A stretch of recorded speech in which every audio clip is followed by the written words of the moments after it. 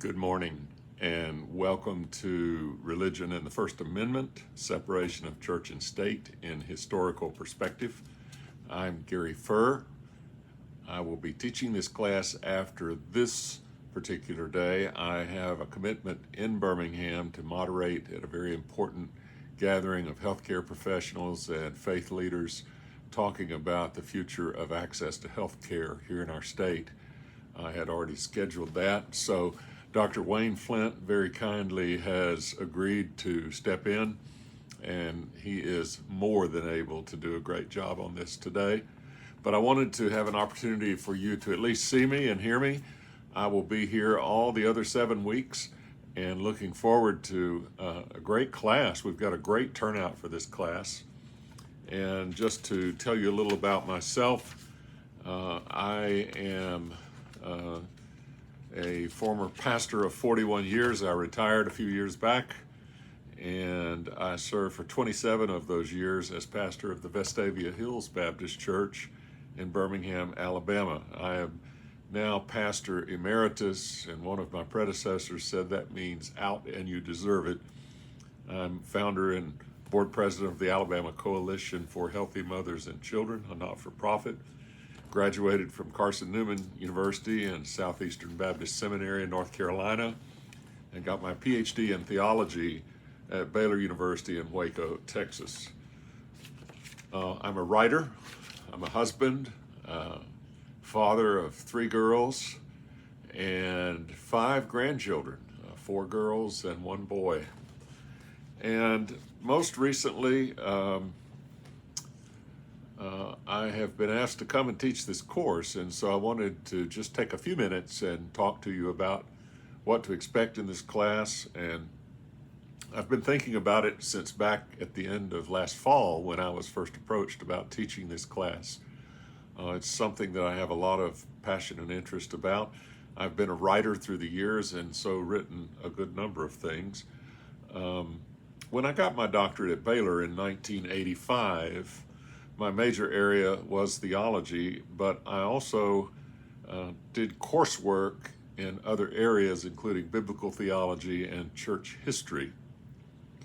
One of those courses was English Baptist history, which put me right square in the Baptist story of the beginnings of religious freedom and the struggle in England and later coming to the United States. And the other class I took was under Dr. Bill Pitts in the history of American Christianity. Now later, when I came to Birmingham in 1993, along with my pastorate for a period of about 11 years, I served as an adjunct lecturer in religion in the religion department at Samford University and some in the Beeson Divinity School. I was teaching introductory Bible and also spiritual formation classes, but also was asked to teach the history of American Christianity in the evening school at the Metro College one year. And I've been writing as a major part of my life and publishing quite a bit on many topics, including as a contributor to Ethics Daily, which later became Good Faith Media. And in this capacity, I wrote a number of times through the years on the topic of church and state and political involvement for Christians that is able to help us navigate the divisiveness of the times. Most of all, of course, I preached and taught and wrote for my congregation. And during those years at Vestavia Hills Baptist Church, whenever I taught or wrote anything for something outside the church, I usually brought it back to the church in some way, because I saw that as my context within a congregation where we are always struggling to have a foot in 2 worlds, one in the kingdom of God and the church and the congregational life, and the other being part of a nation and a community and a state, and trying to navigate among people who don't see the world the way we do. So I have lots of writings that I have done about this subject through the years, a lot of times to clarify my own thinking. And thankfully for you, they're very short, and I will share them with you as a kind of diary or journal of the ways that I dealt with this in various times. But here's what I thought about for a structure for this class, and I hope it will be interesting. I began compiling stories of times when I had run into the problem or questions or faced the tension of church and state or faith and state. Some of them are funny, some of them are painful, but I had enough of those stories and they spanned the various issues that I've come across in my reading. And I thought might be good to start with a story every week. A story about encountering other faiths, or about symbols of the faith, or prayer in the schools, all of those kinds of things, where I had encountered it in practical situations and struggled with it.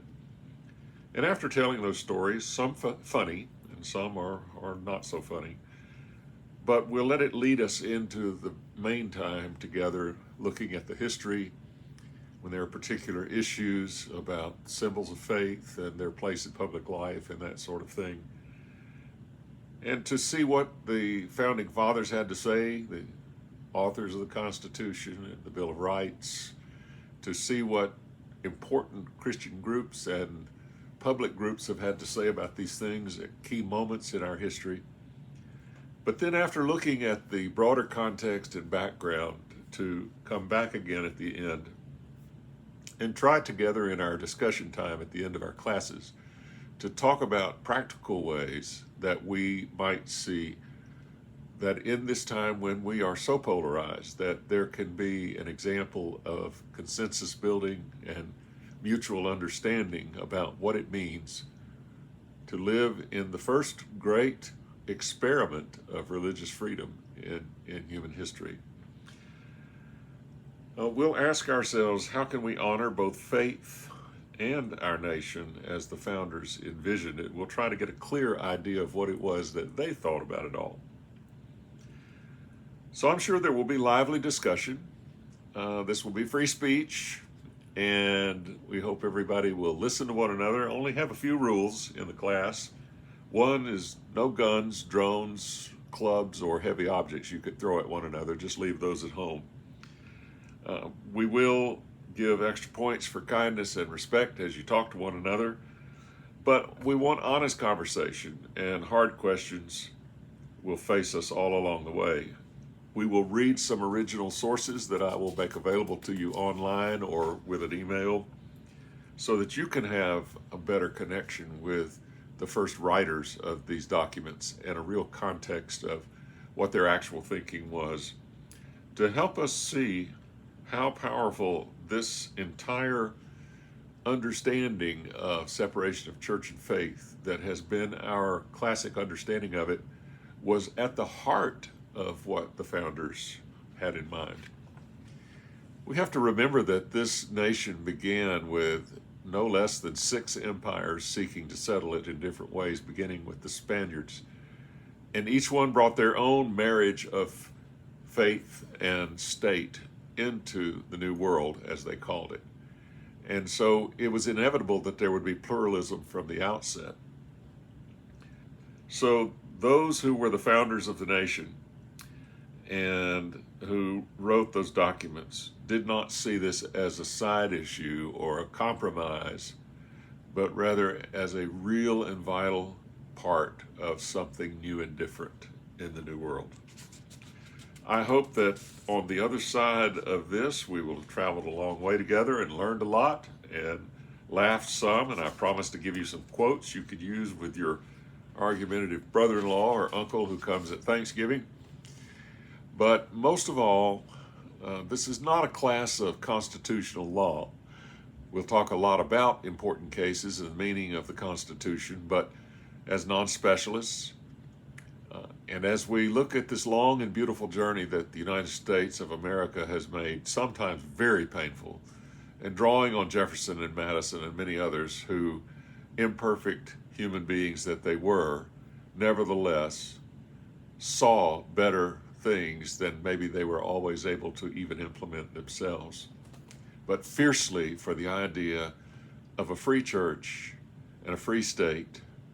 And in that separation from one another in the appropriate way to set each other free to do what each of them were seeking to do in the world.